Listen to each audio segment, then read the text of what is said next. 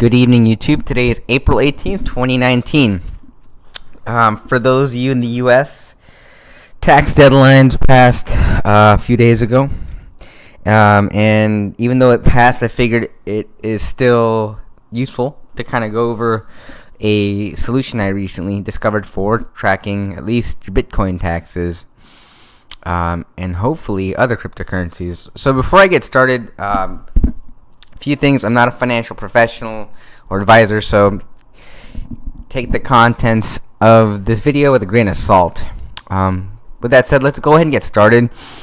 The place you want to go to is CoinTracker.io. It's an application for essentially tracking taxes.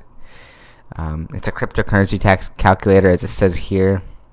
When you get there, you just go ahead and click Get Started. You have a few options. You can connect with Coinbase. So if you have a Coinbase account, you can try that. I'm gonna go ahead and do my Google account because I can't remember my Coinbase password. So there's a new pop-up that came up, and it asked me what email to sign in with, and I selected my personal email, and it gets me straight in, and there you go. So from here, you can add your exchange accounts, add your crypto wallets, and it'll start tracking your taxability. So for example, if you wanted to add an exchange, let's say we want to do Coinbase.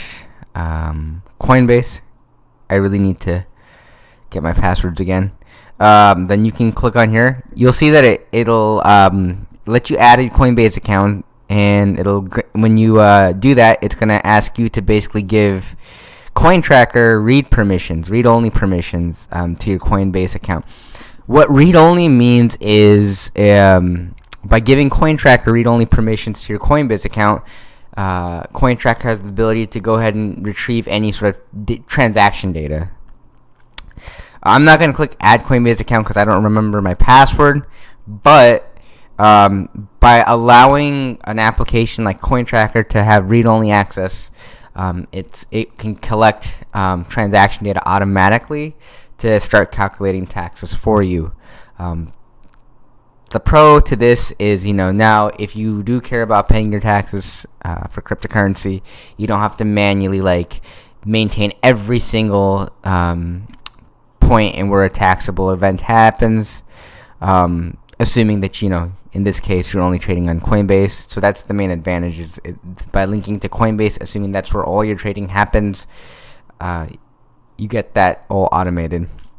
The con is, if you're not comfortable with granting an application like CoinTracker.io read access to Coinbase, then it might not be the best thing for you. So it all comes down to personal choice in that regard. But that's basically how you get signed up for CoinTracker and how you would essentially connect CoinTracker to something like Coinbase. If you have questions, use the comments section. Thank you and good night.